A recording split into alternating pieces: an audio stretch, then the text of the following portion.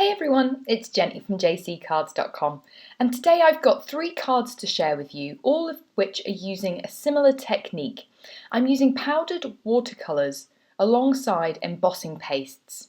I'm going to show you how to create these cards with stencils using glitter paste, texture paste, and Faber-Castell's glitter bead gel. All of these cards use a similar technique, so I'm going to show you how I did this in the first card, and then I'll talk through some of the differences on the second and third cards. To start off with, I'm using watercolour cardstock. I'm using Archer's Rough, but you could use cold press, hot press, whatever you have to hand. And I've trimmed it down to just slightly larger than an A2 size panel, and adhered it to my craft mat with painter's tape. I've then laid a stencil over the top and adhered that down so it doesn't shift, and I'm using Bow Bunny glitter paste in Sugar, which is a clear sparkly glitter paste, and I've swiped it over with a palette knife across the stencil. The stencil is the Captivating Mandala by My Favourite Things. I will have all the colours of the paints and powders and stencils that I'm using down in the description below and over on my blog, so if you want more details on the supplies I've used, be sure to check those out. I'm then using Nuvo Shimmer powders, which are a sparkly mica-infused watercolour powder from Tonic Studios in Violet Brocade, Cherry Bomb and Blue BLITZ, and I'm gently tapping some of the powder in a random fashion over the glitter paste. Now the trick is to spritz this liberally with water. You want those paints to wick out, and they're kind of being prevented a little bit by the sticky medium that we're using here. This is quite a messy technique, so I do recommend having a lot of paper towels on hand. I'm using a lot of water, and what I like to do is, probably about halfway through, gently place a paper towel over the top, and it will lift up some of the excess water. I recommend not pushing down or swiping too heavily, because you'll move the paste underneath and then you won't get the nice stenciled crisp image that you're looking for. I also recommend going around the outside with a paper towel to sop up some of that excess water.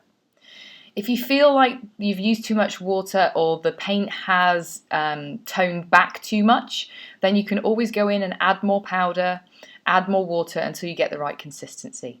And then simply just lift up the stencil once it's dry enough. You don't have to wait till it's fully dry. Go rinse your stencil very quickly, because those mediums are rock solid when they dry, and that's what you are left with, and it looks gorgeous in real life. So for our next card, I'm using Faber-Castell's Texture Luxe, which has a pearlescent finish, and the Marching Leaves stencil by Catherine Pooler Designs. I've adhered the panel of watercolour cardstock down to the craft mat again in the exact same way, and then I'm just using a palette knife again to swipe all over the stencil. As you'll see, this has got a nice textured pearly finish and sheen to it, which shows up great against the watercolour powders that we're using. I'm using Infusions by PaperArtsy for this one.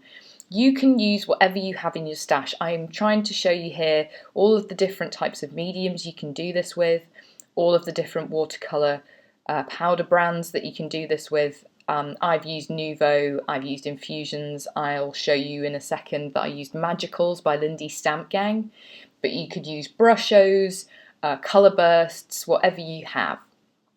And again, I'm just tapping these colours over the paste before it dries.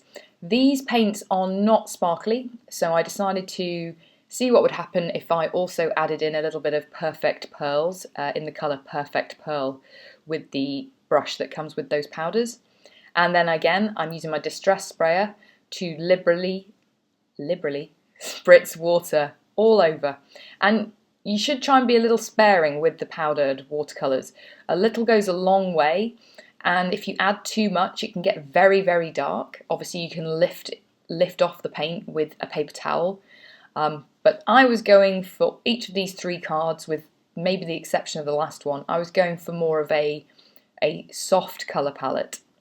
And this one, because it's a leaf stencil, I knew that a couple of the colours would blend together for a more dark brownish colour, and I was going for an autumnal feel because this is a leaf stencil. So again, I'm just gently dabbing some of the bigger pools of water, and I say gently, you don't want to smush some of the paste. And you can see a little bit of it did leak under this stencil. It's got a lot of wide open space, and I would recommend potentially, if you've got a very detailed stencil, using a spray adhesive, temporary adhesive, to adhere down to the watercolour cardstock. I used my craft tool to dry it slightly, and then a Simon Says stamp grateful die to finish.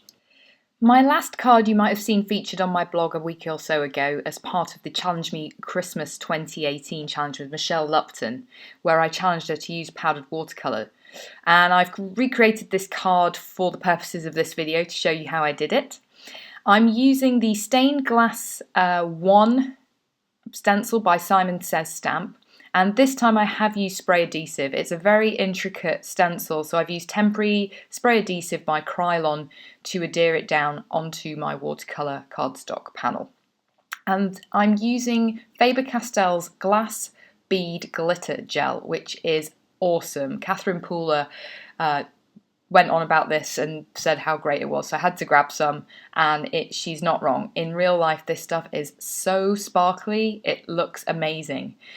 So this time I'm using Lindy Stamp Gang Magicals, which have a little bit of mica in them as well, like the Nuvos, and you apply them with a brush. I'm using my Perfect Pearls brush here to just gently tap 2 or 3 different colours. I'm using blues and purples and pinks over the top of the glass glitter bead gel. And this finishing touch, I'm adding some gold embossing powder. Just wanted to see how that would work out. So we are going to have to use our heat tool quite significantly on this one. Again, you add liberally lots of water.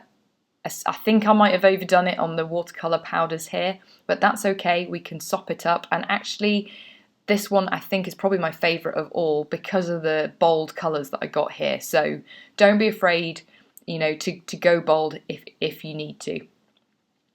So I've left it to dry slightly, and then I've gently dabbed on the paper towel. See, I'm just dropping it on and lifting it off. I'm not really squishing it down. And then I'm peeling back the stencil, and wow, look at that. So I'm using my heat tool. And this time you'll see nothing seeped along underneath the edges, so the spray adhesive certainly worked better. And I used the heat tool quite a lot on this, especially to get the embossing powder to melt. And that's a look at the card. I finished it off with a Power Poppy Sentiment, heat embossed in white, and I'm absolutely in love with this technique. I hope you are too. If you enjoyed this video, please feel free to subscribe to my channel and try these other videos to inspire you. I hope you have an awesome day. Bye.